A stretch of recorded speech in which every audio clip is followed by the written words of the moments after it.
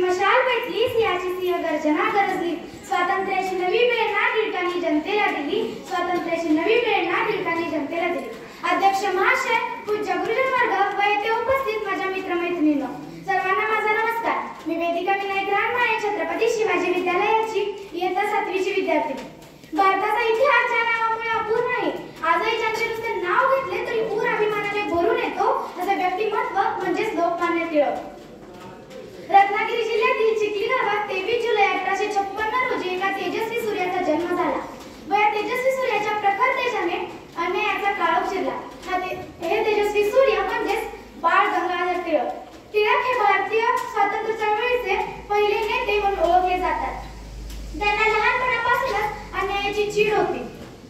त्यांच्यावर छत्रपती शिवाजी महाराजांच्या विचारांचा प्रभाव होता.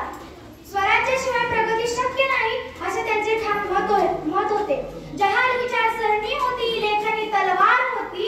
जहाल विचारसरणी होती, लेखनी तलवार होती. प्रखर त्यांच्या विचारांना ब्रिटिश सत्ता हादरली होती.